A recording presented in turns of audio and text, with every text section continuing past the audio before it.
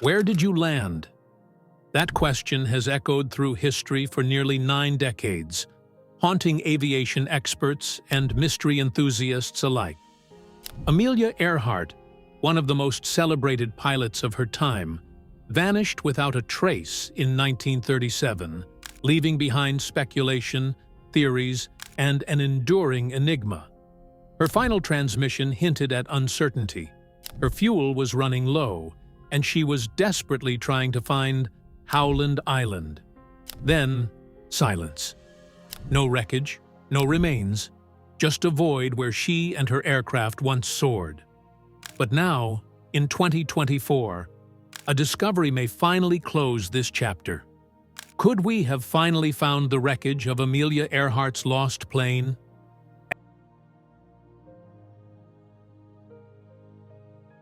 And with it, the answers we've been seeking for generations? Amelia Earhart wasn't just another pilot. She was a trailblazer, a symbol of defiance in a time when the skies were dominated by men. Her name became synonymous with courage, independence, and the unyielding pursuit of dreams. She shattered records, proving that determination could overcome boundaries.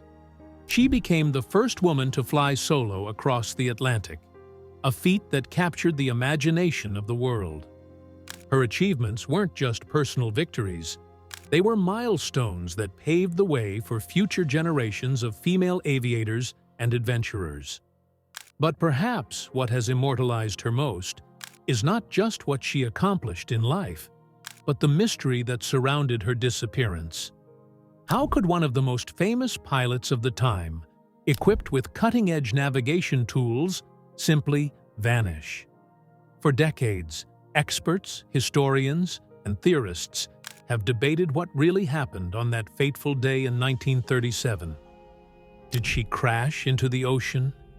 Did she survive as a castaway on a remote island? Or was there something more? Something hidden beneath the layers of history? Her mother, Amy Earhart, believed in raising her daughters outside of the rigid expectations of the time, encouraging Amelia and her sister Muriel to explore, experiment, and embrace the outdoors. This unconventional upbringing allowed Amelia to develop a boldness that would define her life.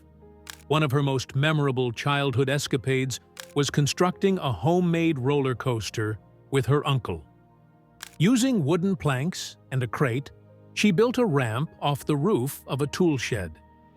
When she finally took the plunge, speeding down the makeshift track, she crashed into the ground. But instead of fear, she felt exhilaration. Laughing, she turned to her family and declared, "It's just like flying." Little did she know, that moment would foreshadow her future in the skies. But at the time, flying wasn't even on her radar. As she grew older, Amelia developed an interest in reading and science, often devouring books about exploration and adventure. Her father's work with the Rock Island Railroad meant the family moved frequently, and Amelia's childhood was filled with transitions, new schools, and adjusting to unfamiliar places. Yet, through it all, her adventurous spirit remained. At the age of 10, she attended the Iowa State Fair with her family and saw an airplane for the first time. But to young Amelia, the rusty, rickety aircraft was unimpressive. She turned away without a second thought, never realizing that one day she would be at the controls of a machine that would change history. For years, flying remained a distant thought. Instead, Amelia's early aspirations leaned toward medicine. In 1917, during a visit to her sister in Toronto, Canada, she encountered a turning point that would unknowingly lead her toward aviation. World War I was in full force, and she found herself drawn to the wounded soldiers returning from the front lines. Inspired by their resilience, she trained as a nurse's aide with the Red Cross and worked at Spadina Military Hospital, tending to the injured. The experience was intense. Witnessing the sacrifices of young men just a few years older than herself left a lasting impact. But something else caught her attention during those months at the hospital: the pilots.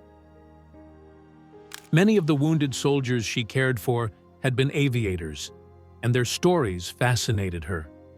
They spoke of the skies, the thrill of flight, and the freedom they felt above the clouds.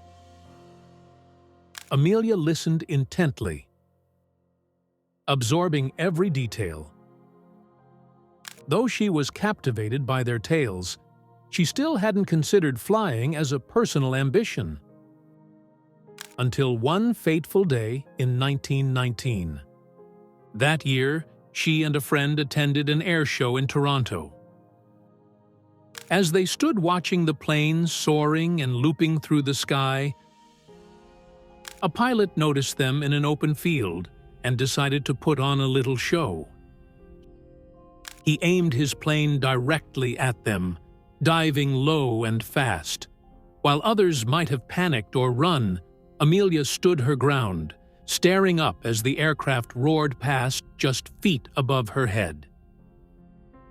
It was a moment of revelation. As the wind from the propeller rushed over her, she felt something shift inside her. A pull, a calling. Though she didn't yet fully understand it, the sky was whispering to her, drawing her in. Her path was about to change forever. That whisper soon became a roar. In December 1920, Amelia's fate was sealed when her father took her to an aerial meet in Long Beach, California.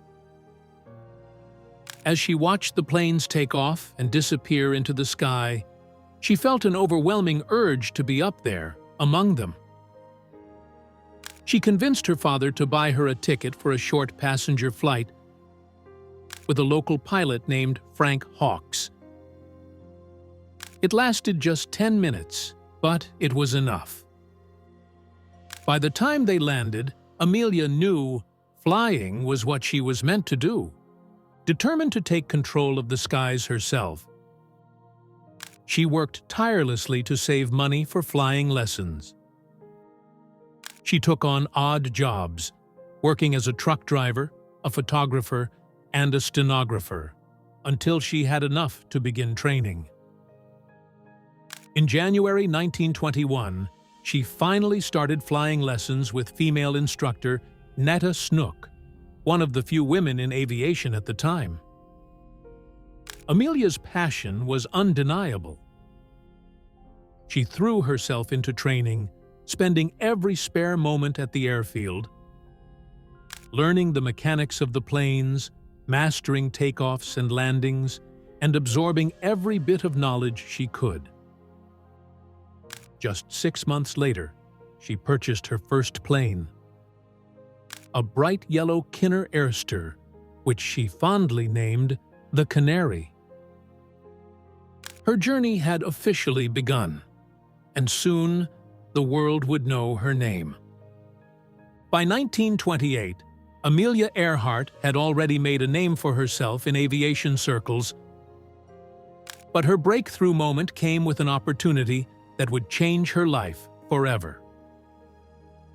That year, she received an unexpected invitation, one that would catapult her into the global spotlight. A team, backed by publisher and promoter George Putnam, was looking for a woman to accompany 2 male pilots on a transatlantic flight. Amelia wouldn't be flying the plane herself. She would be a passenger. But this was still a historic opportunity. No woman had ever crossed the Atlantic by air, and the world was watching. On June 17, 1928, Amelia, along with pilot Wilmer Stultz and co-pilot and mechanic Louis Gordon, departed from Trepassey Harbor, Newfoundland, aboard a Fokker F-35B-3M nicknamed Friendship. For over 20 hours, the aircraft battled turbulent winds and unpredictable weather as it made its way across the Atlantic. Finally, they landed in Bury Port, Wales, marking a milestone in aviation history. Though she had not piloted the aircraft, Amelia had still made history as the first woman to cross the Atlantic by air. The world was captivated. Newspapers hailed her as Lady Lindy, comparing her to Charles Lindbergh, who had completed the first solo transatlantic flight just a year earlier.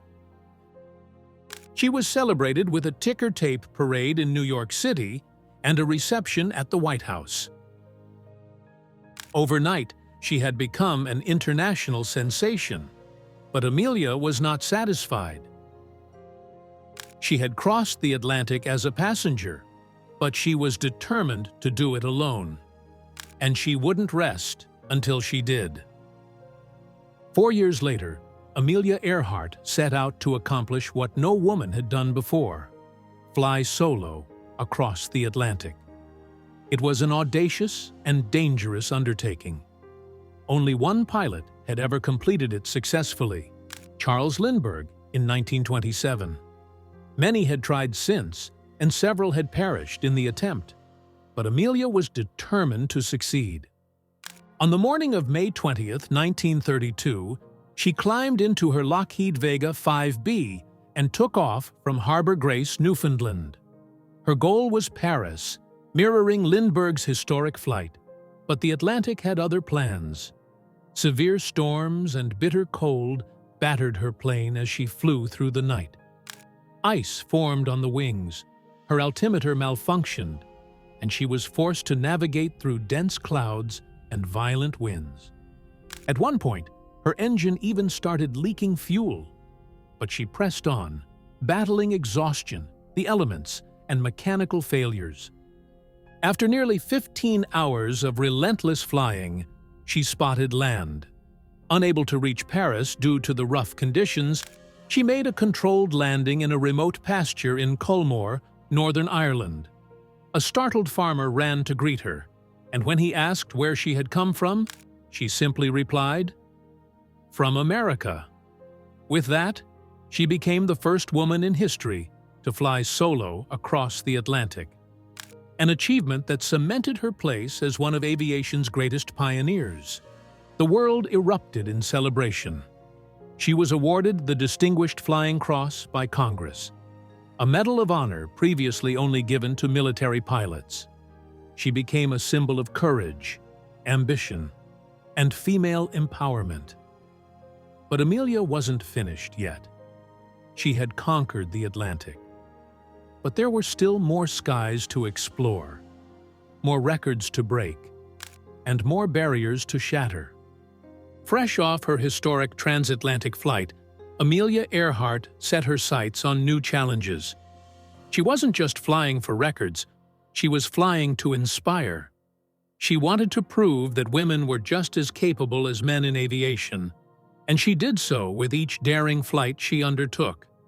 In 1935, she became the first person, man or woman, to fly solo from Honolulu, Hawaii, to Oakland, California. It was a treacherous route, covering over 2,400 miles of open ocean with no possibility of landing in between. One engine failure, one miscalculation, and she would have been lost to the Pacific. But she executed the flight flawlessly, touching down in California to the cheers of thousands. Once again, she had done what no one else had before. Later that year, she tackled another record, becoming the first person to fly solo from Los Angeles to Mexico City. And just months after that, she completed a non-stop flight from Mexico City to Newark, setting yet another aviation milestone. She had become more than just a pilot.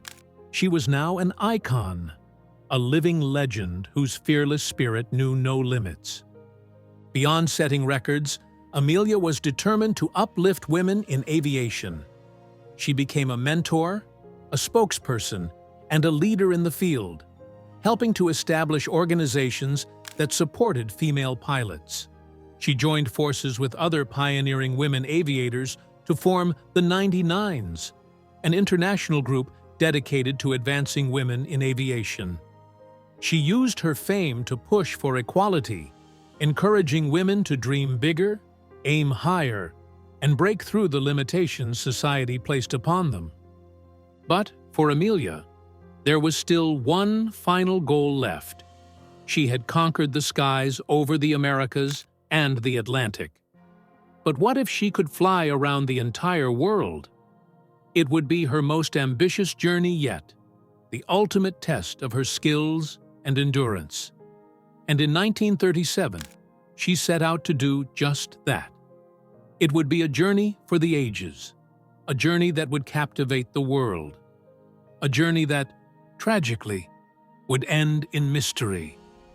Where did you land? That question has echoed through history for nearly 9 decades, haunting aviation experts and mystery enthusiasts alike. Amelia Earhart, one of the most celebrated pilots of her time, vanished without a trace in 1937, leaving behind speculation, theories, and an enduring enigma. Her final transmission hinted at uncertainty. Her fuel was running low, and she was desperately trying to find Howland Island. Then, silence.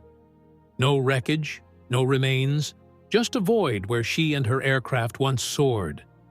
But now, in 2024, a discovery may finally close this chapter. Could we have finally found the wreckage of Amelia Earhart's lost plane? And with it, the answers we've been seeking for generations? By 1937, Amelia Earhart had accomplished more in aviation than most pilots could dream of. But she wasn't done yet. There was one final challenge left, one that would push the boundaries of human endurance and aviation technology. The ultimate goal, a flight around the world. If she succeeded, she would become the first woman to circumnavigate the globe by air, a feat that would solidify her legacy forever. Her aircraft of choice was the Lockheed Electra 10E, a sleek, twin-engine plane customized for long-distance travel. The aircraft was equipped with extra fuel tanks to handle the grueling journey, and alongside her was expert navigator Fred Noonan, an experienced seaman and aerial navigator. Their plan was ambitious. The flight would cover 29,000 miles, crossing 4 continents and more than 20 stops along the way. Originally, Amelia planned to fly westward from California to Hawaii, but after a failed takeoff in Honolulu damaged her aircraft, she changed course and decided to fly eastward instead. On June 1, 1937, Earhart and Noonan took off from Miami, Florida, on the first leg of their historic journey. From there, they crossed South America, Africa, the Middle East, India, and Southeast Asia, making stops in each location to refuel and rest. At every stop, she was greeted as a hero. The world followed her journey with fascination, newspapers chronicling every takeoff and landing. But as she neared the Pacific, the most dangerous part of her journey still lay ahead. By early July, she and Noonan had reached Lae, Papua New Guinea. With 22,000 miles behind them, only 7,000 miles remained. But the next leg of the journey would be the most treacherous. Their next destination was a tiny island in the middle of the vast Pacific, Howland Island. It was meant to be a refueling stop before the final stretch back to the United States. But reaching it would require precise navigation, perfect communication, and a little bit of luck. Unfortunately, as history would show, luck was not on their side. On July 2, 1937, Amelia and Noonan departed from Lae at midnight local time, setting course for Howland Island. The distance was over 2,500 miles, with nothing but open ocean between them and their target. It was a make-or-break moment. If they missed the island, they had nowhere to land, and running out of fuel over the Pacific would be a death sentence. But Amelia wasn't flying blind. The U.S. Coast Guard cutter Itasca was stationed near Howland, ready to provide guidance via radio and help direct her to the island. Everything was set, but something went terribly wrong. As the Electra approached Howland, communication between Earhart and the Itasca became increasingly fragmented. At first, her transmissions were clear. She reported her altitude, her estimated time of arrival, and that she was on course. But as time passed, her messages became short, vague, and increasingly desperate. The Itasca could hear her, but she couldn't hear them. Her direction-finding equipment wasn't working properly, and despite repeated attempts to establish contact, Amelia was flying blind, unable to get precise navigational assistance. Her final confirmed transmission came at 8:43 a.m. Howland time. "We must be on you but cannot see you. Gas is running low. We are on the line 157337. We'll repeat this message. We are running north and south." And then, silence. No further signals were received. No mayday call, no final goodbye. Amelia Earhart and Fred Noonan had disappeared without a trace. What happened in those last moments remains unknown. Did they crash into the ocean, unable to locate the island? Did they manage to land somewhere else, only to be stranded? The only certainty is that they never arrived at Howland, and despite an extensive search, no sign of the Electra was ever found. What followed was one of the largest search and rescue operations in history, and yet the mystery of what truly happened to Amelia Earhart has remained unsolved for nearly 9 decades. In the wake of her disappearance, the world was left with nothing but questions. No wreckage, no bodies, just endless speculation. Over the years, numerous theories have emerged, some grounded in evidence, others bordering on conspiracy. Could Amelia have survived? And if so, what happened to her? The most widely accepted theory suggests that Amelia simply ran out of fuel and crashed into the Pacific. If she missed Howland Island, there was little hope of finding another landing spot. The ocean is vast and unforgiving, and with no modern search technology available at the time, any wreckage would have quickly sunk into the depths, never to be seen again. The U.S. Navy and Coast Guard launched an exhaustive search covering 250,000 square miles of ocean, but they found nothing. If Amelia's plane did go down at sea, it's possible that the remains have been lost forever beneath the waves. Another leading theory suggests that Amelia and Noonan may have landed on Nikumaroro Island, formerly Gardner Island, an uninhabited coral atoll 350 miles southeast of Howland. In 1940, a British expedition discovered human bones, a woman's shoe, a sextant box, and aircraft debris on the island. Could these have belonged to Amelia? Some researchers believe she may have survived as a castaway for a time, before eventually succumbing to hunger, dehydration, or injury. However, the bones were lost, leaving the theory unproven. Some believe Amelia's final flight took her off course and into Japanese-controlled territory, where she was captured. According to this theory, she may have been taken prisoner by Japanese forces on the Marshall Islands, suspected of being an American spy. Eyewitness reports surfaced over the years, claiming a woman resembling Earhart was seen in captivity. Some even claim she was executed or held until after the war under an assumed identity. However, no concrete evidence has ever surfaced to support this theory. One of the more controversial theories suggests that Amelia survived but chose to disappear. Some claim she returned to the U.S. under a new identity, assuming the life of a New Jersey woman named Irene Bolam. The resemblance between the two women sparked speculation, and Bolam's refusal to discuss the subject only fueled the rumors. However, later investigations debunked this theory, confirming that Bolam was not Earhart. Despite the theories, the truth remained elusive. What really happened to Amelia Earhart and Fred Noonan? Did they crash into the ocean? Or did they survive for a time, waiting for a rescue that never came? For nearly 87 years, the world searched for answers, piecing together clues, but never finding definitive proof. But now, after decades of uncertainty, a groundbreaking discovery in 2024 may finally provide the answers we've been seeking.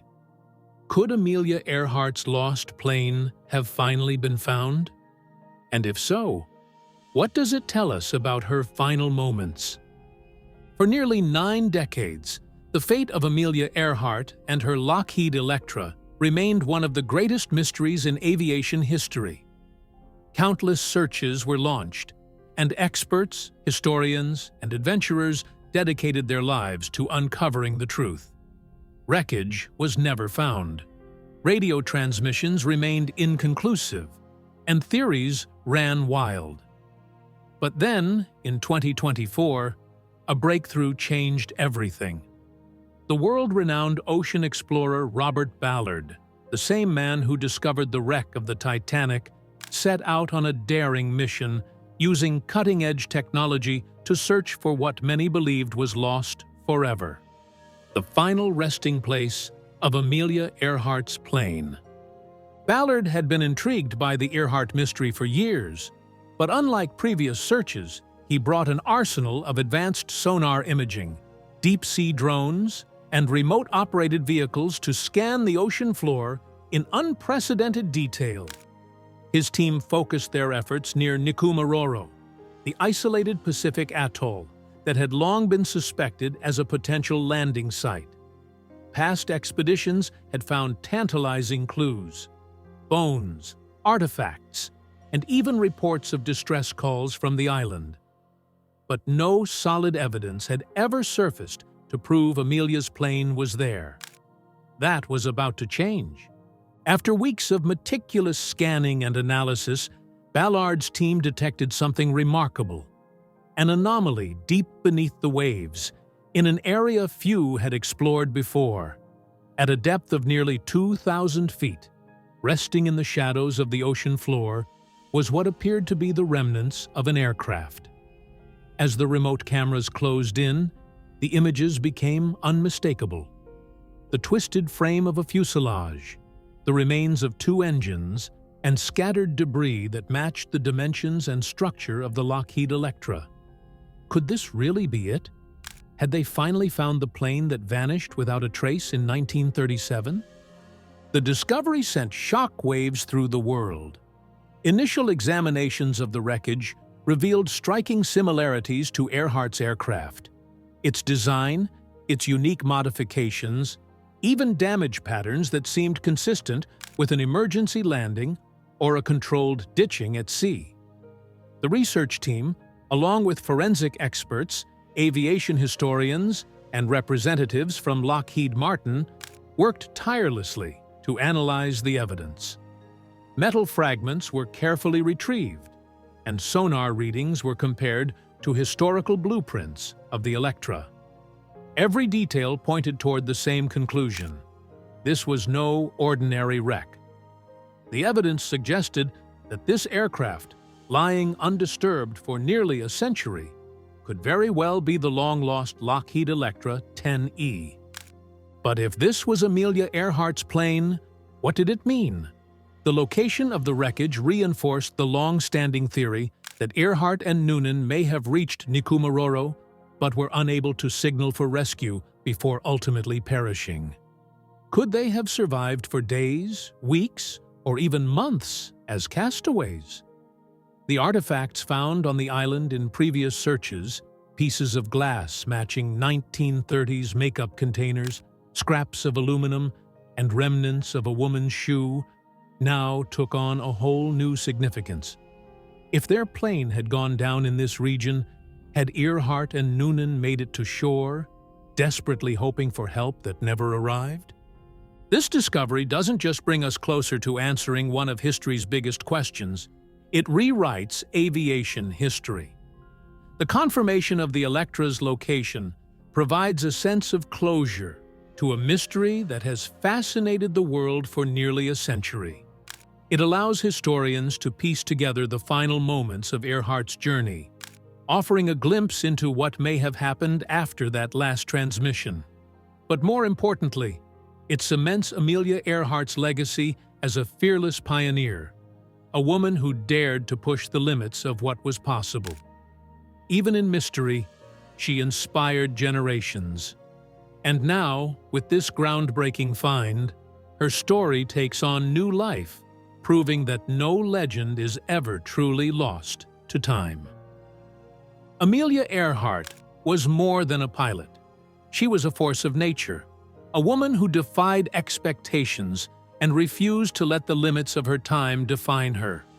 Even decades after her disappearance, her story continues to inspire millions around the world. She was a pioneer, not just in aviation, but in the fight for women's equality, proving that courage and determination could break barriers once thought unbreakable. In an era when women were expected to stay grounded, both figuratively and literally, Amelia took to the skies, proving that ambition had no gender, that dreams had no boundaries, and that impossible was just another challenge waiting to be overcome. Her influence stretched far beyond the cockpit. She wasn't just flying for herself. She was flying for every girl who had ever been told she couldn't, for every woman who dared to dream beyond the roles society assigned to her. She used her fame to advocate for women in aviation, becoming a role model for generations to come. She co-founded the 99s, an international organization for female pilots that continues to support women in aviation to this day. She gave speeches, wrote books, and encouraged women to step forward, take risks, and carve their own paths. To Amelia, the sky was never the limit. It was just the beginning. Her legacy lives on in ways she could have never imagined. Around the world, her name is honored with museums, scholarships, and festivals that celebrate her contributions to aviation and women's rights. The Amelia Earhart Birthplace Museum in Atchison, Kansas, preserves her childhood home, a symbol of where it all began. Every year, the Amelia Earhart Festival brings thousands together to celebrate her adventurous spirit, ensuring that her story is passed down to new generations. Countless schools, airports, and even a crater on the moon bear her name, a testament to the impact she left on history. But perhaps the greatest tribute to Amelia Earhart isn't in a museum or a monument. It's in the countless individuals she continues to inspire. It's in the young girl who dreams of becoming a pilot, the scientist pushing the limits of space exploration, the adventurer who dares to go where no one has gone before. Amelia Earhart's story is a reminder that true pioneers don't just chase their dreams. They change the world while doing it. And though she may have vanished, her legacy remains, soaring higher than ever, carried on the wings of those who refuse to let fear stand in the way of possibility. After nearly 90 years of speculation, countless expeditions, and endless theories, the discovery of Amelia Earhart's plane in 2024 seemed like the final piece of the puzzle. But is the case really closed? While finding the wreckage provides long-awaited confirmation that she crashed near Nikumaroro, it also raises new questions, questions that may never be fully answered. If this is truly her plane, then what happened to Amelia Earhart and Fred Noonan after their final transmission?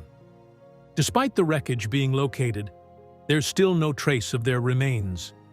Did they survive the crash and make it to shore?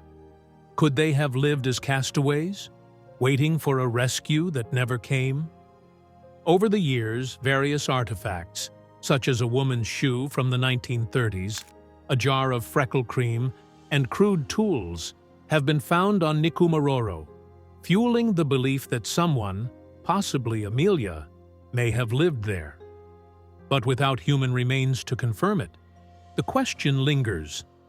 If they survived, how long did they last? And if they perished soon after, why haven't their remains been definitively identified?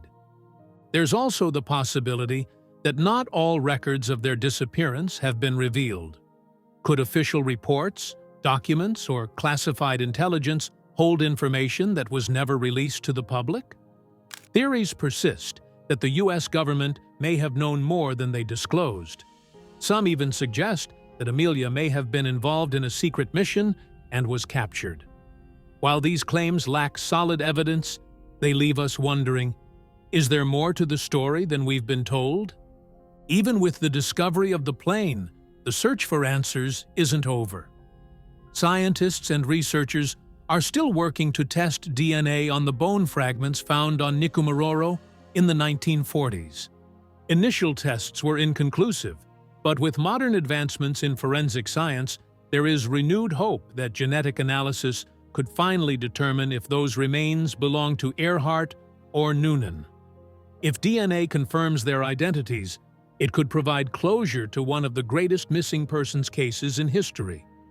Investigators are also analyzing the wreckage itself. Can new technology determine what really caused the crash? Did the Electra suffer mechanical failure? Or was it simply a case of running out of fuel? Some experts believe Earhart's radio transmissions indicate that her communications equipment was faulty. If proven, it would mean she and Noonan may have been much closer to rescue than previously believed, but were unable to receive critical guidance. Ongoing oceanic searches around Nikumaroro are still being conducted in hopes of finding additional wreckage or even personal belongings that could offer more clues about what truly happened in those final hours. But perhaps what makes Amelia Earhart's story so enduring is that, even with all the discoveries, the mystery still isn't fully solved. Her disappearance has fascinated people for generations because it represents more than just a lost flight. It's a symbol of adventure, risk, and the pursuit of the unknown. She dared to push beyond the limits of what was thought possible. And even in her absence, she continues to inspire explorers, pilots, and dreamers alike. As technology advances, new pieces of the puzzle may yet be uncovered. Could the final, undeniable proof of what happened to Amelia Earhart still be out there? And if it is, how much longer must we wait before history is rewritten once again? Amelia Earhart's life was one of courage, ambition, and groundbreaking achievements. She shattered records, challenged societal norms, and inspired generations to dream bigger. Even in her disappearance, she remained a symbol of mystery and determination. Now, after 87 years, we finally have the strongest evidence yet of what happened to her and her plane. But does this truly close the case? Or are there still questions left unanswered? What do you think? Have we finally solved one of history's greatest aviation mysteries? Or is there more waiting to be discovered? Let us know your thoughts in the comments below. If you enjoyed this deep dive into Amelia Earhart's story, be sure to like, subscribe, and turn on notifications for more historical investigations. Thank you for watching, and we'll see you in the next one.